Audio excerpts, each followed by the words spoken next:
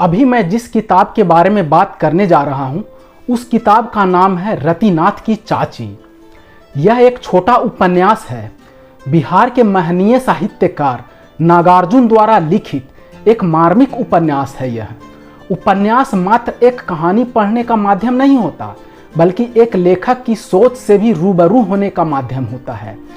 यहाँ इस बात को कहने में मैं संकोच नहीं करने वाला कि दुनिया तो सोच से ही चलती है, न कि किसी ताकत से। समाज में बड़े बड़े बदलाव भी एक सोच से ही आते हैं। इसके अनेकों उदाहरण दिए जा सकते हैं, पर इस सोच को अभी यहीं स्थगित करते हुए थोड़ी बात कर लेता हूं उस किताब के बारे में जिसका नाम है रतिनाथ की चाची। नाम थोड़ा अटपटा जरूर है, लेकिन किताब की भाषा प्रांजल एवं कहानी दिलचस्प है। सर्वप्रथम 1948 में इस किताब का प्रकाशन हुआ था, यानी कि इसकी कहानी आज़ादी के आसपास की है। बिहार में मिथिला एक जगह है जो कि मैथिल ब्राह्मणों की भूमि है। मिथिला के ब्राह्मण अपनी कुलीनता एवं आभिजात्य भाव के लिए पूरे बिहार में विख्यात थे। हालांकि आज स्थिति वैसी न के बराबर है। ब्राह्मण समाज की उसी कुलीन पृष्ठभूमि के ऊपर नागार्जुन ने यह उपन्यास लिखा है।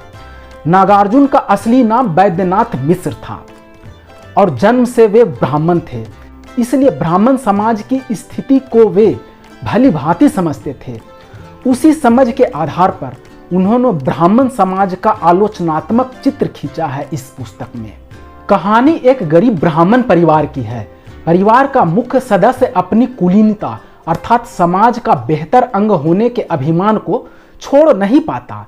तरह तरह के कष्ट झेलता है, गरीबी भोगता है, अभाव सहता है, परंतु ब्राह्मणत्व का अभिमान नहीं छोड़ पाता। उसकी एक विधवा भाभी भी है तथा स्वयं भी वह विधुर है। एक पुत्र है उसका जिसका नाम रतिनाथ है। उपन्यास में विधवा भाभी तथा विधुर देवर के बीच के प्रेम को दर्शाया गया है। नागार्जुन एक परिपक्व तथा राष्ट्र स्तरीय साहित्यकार रहे हैं, अतः इस नाजुक प्रेम संबंध को उन्होंने बड़ी ही सावधानी से दर्शाया है। कई जगह पढ़ते पढ़ते अल्हड़ मन कहता है लो गई भैंस पानी में, पर नागार्जुन जैसा परिपक्व साहित्यकार न तो भैंस को पानी में जाने देता है, न पाठक की आंखों का पानी मलिन होने देता है।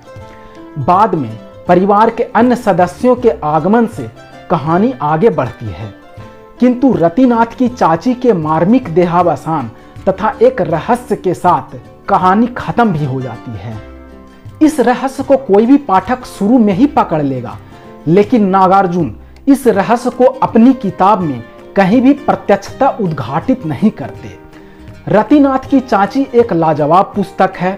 कहानी मार्मिक है एवं आज से 80 साल पहले के सर्वाधिक शिक्षित सामाजिक अंग यानी ब्राह्मण समाज की सोच एवं चाल चलन को समझने में मददगार है। किताब बहुत मोटी नहीं है, कहानी बहुत लंबी नहीं है, अतः एक सामान्य पाठक भी थोड़ा समय निकाल के इसे पढ़ सकता है और पढ़ना भी चाहिए।